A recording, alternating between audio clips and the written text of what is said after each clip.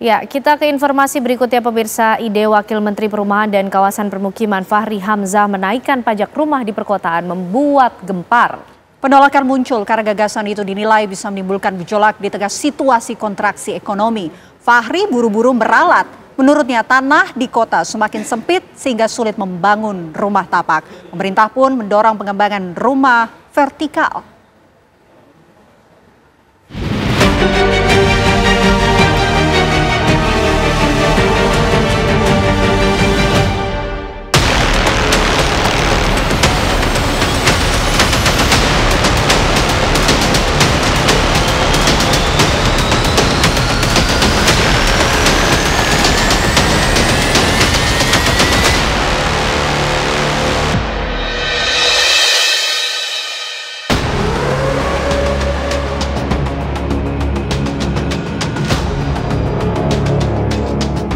Pemerintah diketahui tengah putar otak agar kelompok menengah dan miskin di kota mulai meninggalkan rumah tapak, lalu pindah menghuni rumah susun. Politisi kum aktivis yang kini menjadi Wakil Menteri Perumahan dan Kawasan Permukiman, Fahri Hamzah, memiliki ide agar kelas rakyat terbatas itu mau menghuni rusun. Caranya tentu dengan dipaksa. Seperti mengenakan pajak tinggi bagi rumah tapak di kota. Ketimbang memilih tinggal di pinggir, tapi bekerja tiap hari di kota, bukankah lebih baik menghuni rusun yang dekat dengan tempat kerja? Rumah tapak itu, di perkotaan, itu tidak bisa lagi dibangun karena tanahnya mahal. Gitu loh. Sudah tanahnya mahal, ya tanahnya sedikit, gitu ya. Ini yang nanti menyebabkan terjadinya penumpukan di pinggir sungai dan di kawasan-kawasan yang numpuk itu. Maka sebaiknya dibikin vertikal. Jadi jangan pakai istilah rumah tapak di pajak tinggi, itu keliru cara berpikirnya. Kita ini lagi membicarakan urban development, penataan kota. Supaya di kota itu rumah menjadi layak, maka rumah tapak tidak layak lagi ada di tengah kota. Gitu loh, harusnya bikin rumah vertikal semua. Kita bicara rakyat yang nggak punya rumah atau kesulitan punya rumah sehingga menjauh dari tempat kerjanya, kasihan. Dia harus tambah ongkos biaya transportasi karena jauh dari tempat kerja. Kenapa orang nggak tinggal di tengah kota saja? Kalau mau kerja jalan kaki aja. Kenapa mesti pergi dan jauh sekali dari kota? Menurut Fahri, di kota tanah sudah sempit untuk membangun rumah tapak.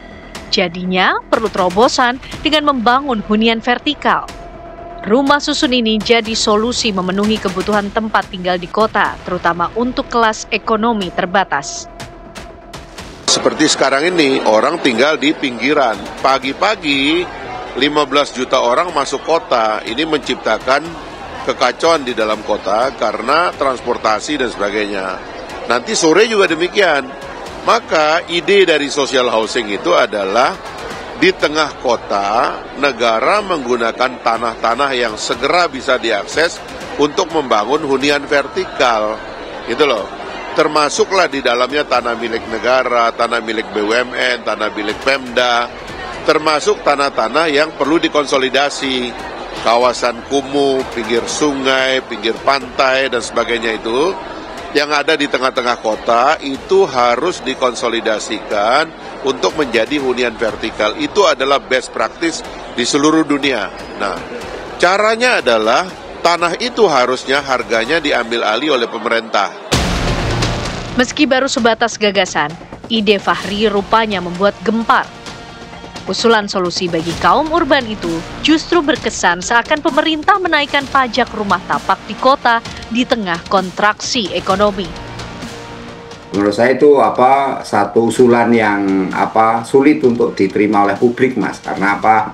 Karena kalau pajak dinaikkan selama ini pajak bumi bangunan itu sudah cukup ini membebani masyarakat, Mas, karena di tanah kondisi ekonomi yang nggak baik-baik saja, artinya tidak stabil tuh sampai hari ini kan gitu. Nanti kalau memang pertumbuhan ekonominya sudah bagus, sebagaimana rencana Astacita itu 8%, mungkin bagus juga dinaikkan gitu loh, Mas. Tapi untuk sekarang ya saya rasa akan menimbulkan kontroversi ini, kegaduhan di masyarakat, nanti muncul resistensi di masyarakat.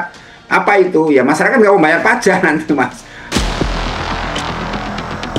Selama ini ada 3 komponen pajak untuk transaksi rumah tapak. 1. Pajak penghasilan sebesar 2,5% dari harga jual unit rumah. Meski pajak ini ditanggung penjual, tapi seringkali beban pajaknya ditambahkan ke margin penjualan properti. Jadi, harga jual rumah bakal naik. 2. Bea perolehan hak atas tanah dan bangunan senilai 5% dari harga beli unit rumah. Pajak ini ditanggung pembeli sesuai peraturan pemerintah kota atau daerah masing-masing. 3. Pajak pertambahan nilai 12% dari harga beli unit rumah. Secara neto, untuk beban pembeli adalah 11% dari harga jual. Tapi ini tak berlaku bagi rumah yang mendapat fasilitas PPN yang ditanggung pemerintah. Tentunya, bila 3 komponen pajak itu dinaikkan, harga rumah tapak di kota kian sulit terjangkau. Namun, masalahnya apakah mendapatkan rusun bisa mudah? Ide untuk menata perkotaan itu penting, itu bagus. Tetapi bukan dengan kemudian memberikan pajak yang lebih tinggi gitu. Sekarang saja kalau dari teman-teman asosiasi misalnya pengembang, jualan sekarang udah susah gitu. Apalagi kalau tanahnya nanti dinaikkan lagi pajaknya. Tentu ini akan memberatkan masyarakat. Fahri pun mengklarifikasi idenya itu sama sekali tidak berlaku untuk semua jenis rumah tapak. Menurut Fahri, ada informasi terputus soal pernyataan pajak rumah tapak. Saya bicara tentang tata kota, tentang perumahan vertikal. Rumah tapak di perkotaan itu, ini terutama yang MBR ya, yang ke bawah begitu ya, itu numpuk. Gitu loh, mendingan tinggal di rumah vertikal, pindah ke rumah vertikal. Itu strateginya. Rumah tapak itu lama-lama orang tidak bisa lagi karena tanah sudah nggak ada. Tanahnya sendiri udah mahal, pasti pajaknya juga mahal. Pindahlah ke rumah vertikal gitu loh, dorongannya ke situ. Jadi jangan ditakut-takutin orang desa nanti rumahnya nggak bisa punya rumah, itu bohong itu. Itu namanya disinformasi, jangan diteruskan ya. Sampai kini memang belum ada penjelasan rinci dari Fahri tentang gagasan menaikkan pajak rumah tapak. Namun idenya itu sudah menepuk keriuhan. Keinginan membangun hunian vertikal di kota tentunya perlu didukung.